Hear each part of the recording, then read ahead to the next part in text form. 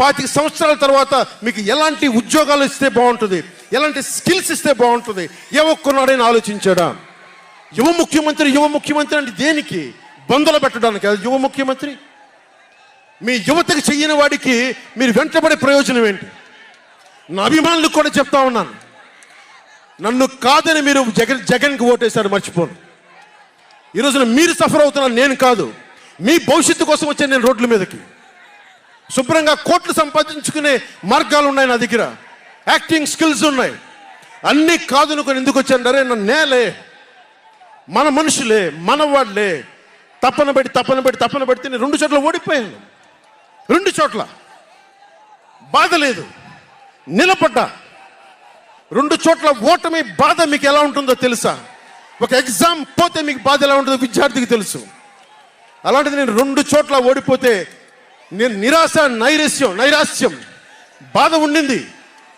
ఒకటే గుర్తుపెట్టుకున్నా, ట్రైన్లో డర్బన్లో దక్షిణాఫ్రికాలో గాంధీని ట్రైన్లోంచి గెంటి వేయబడ్డ గాంధీ గారు గుర్తొచ్చారు. ఏ ఆటుపోట్లు తీసుకోకుండా మన పార్టీని నడపలేం, అవమానాలు తీసుకోకుండా ముందుకెళ్ళలేం. వారందరినీ స్మరించుకొని వారి స్ఫూర్తితోటి ఈరోజు నిలబడే ఉన్నాం, బలంగా నిలబడి ఉన్నాం, ఒక కంటకొని ఎదుర్కొంటా ఉన్నాం. మీరు చెప్పండి, మీకు కాంటాక్ట్ సర్టిఫికేట్ కావాలి ఉద్యోగాలకు వెళ్ళాలంటే? మీరు ఉద్యోగాలకు వెళ్ళాలంటే కాంటాక్ట్ సర్టిఫికేట్స్ కావాలి, పాస్పోర్ట్ కావాలంటే మీ ప్రవర్తన ఎలాంటి ప్రవర్తన కాంటాక్ట్ సర్టిఫికేట్లు కావాలి. ఒక ముఖ్యమంత్రికి కాంటాక్ట్ సర్టిఫికేట్లు అవసరం లేదు. ఎన్ని కేసులున్నా పర్లా, ఈ ఉండే గూండా ఎమ్మెల్యేలకి ఎన్ని దోపిడీలు చేసినా వాడికి కాంటాక్ట్ సర్టిఫికేట్ అవసరం లేదు.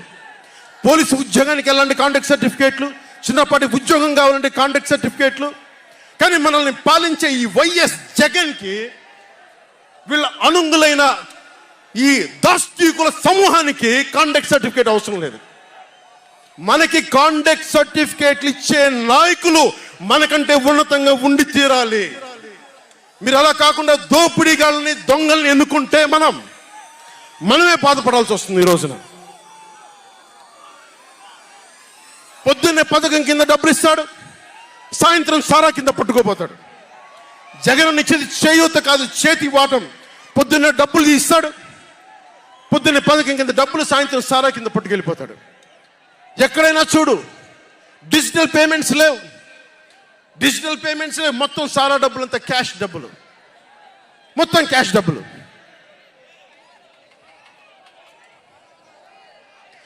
ఇలాంటిది నేను ఇన్ని రోజుల నుంచి, ఇన్ని సంవత్సరాల నుంచి నిలబడే ఉన్నాం. బాధగా ఉంది, అరే మా నేల ఏమైపోతుందని బాధ ఉంది. కింద మీద పడుతున్నాం. ఏ రోజు కూడా ఎవరిని చేయి సాచి డబ్బులు అడగలా, నిలబడి ఉన్నాం. కష్టపడి సంపాదించిన డబ్బులు తీసి పార్టీని నడిపాం. ఎవరున్నారు నా వెనక? మహామహులు ఉన్నారా? నన్ను నమ్మేది నా జన సైనికులు, నన్ను నమ్మిన నా తల్లులు తప్ప ఎవరున్నారు నా వెంట? ఎందుకు నిలబడి ఉన్నాం? అరే నా దేశం బాగుండాలనే కదా, మన సమాజం బాగుండాలనే కదా, యువత భవిష్యత్తు బాగుండాలనే కదా నా తపన. అలాంటి నేను సినిమాలో ఉన్నప్పుడు కూడా అందరు హీరోలు బాగుండాలని కోరుకునేవాడిని. ఒక సినిమా హిట్ అయితే, నాది అయితే 1 వారమే నేను ఉంటాను. బాలయ్య గారి సినిమా సూపర్ డూపర్ హిట్ అవ్వాలని కోరుకునేవాడిని. జూనియర్ ఎన్టీఆర్ గారి సినిమా హిట్ అవ్వాలని కోరుకునేవాడిని. బాహుబలి ప్రభాస్ గారి సినిమా హిట్ అవ్వాలని కోరుకునేవాడిని. మహేష్ గారి సినిమాలు హిట్ అవ్వాలని కోరుకునేవాడిని. మెగాస్టార్ చిరంజీవి గారు అద్భుతంగా విజయాలు సాధించాలని కోరుకునేవాడిని. రామ్ చరణ్ విజయాలు సాధించాలని కోరుకునేవాడిని. ఇలాంటి అల్లు అర్జున్ లాంటి పుష్ప హీరో అద్భుతంగా ఉండాలని, మేము గొప్ప అవార్డు సాధించాలని కోరుకునేవాడిని. ఇలా ఎందరో, ఒకళ్ళు కాదు, ఎందరో వారందరికీ పేరున చెప్పలేను, కానీ అందరూ బాగుండాలని కోరుకునేవాడిని. అలాంటి నేను కోరుకుంటుంది కూడా మీరందరూ బాగుండాలి. మనలో మనం కొట్లాడకుండా, కులాల మధ్య కొట్లాడకుండా, వర్గాల మధ్య పోరు లేకుండా, ప్రాంతీయ విభేదాలు లేకుండా ఆంధ్రప్రదేశ్ సుభిక్షంగా ఉండాలని తపన పడేవాడిని నేను. అలాంటి నేను కొన్ని నిర్ణయాలు తీసుకుంటాం. ఆ నిర్ణయాలు ఎలాంటివి? నాకు సంబంధించినవి కాదు, ప్రజలకు సంబంధించినవి.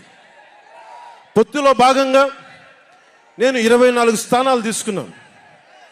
24 అసెంబ్లీ స్థానాలు తీసుకుంటే ఇంతేనా అంటున్నారు వాళ్ళు.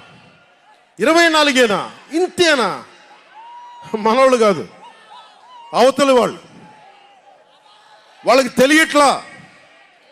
బలి చక్రవర్తి కూడా వామనుణ్ణి చూసి ఇంతేనా అన్నాడు.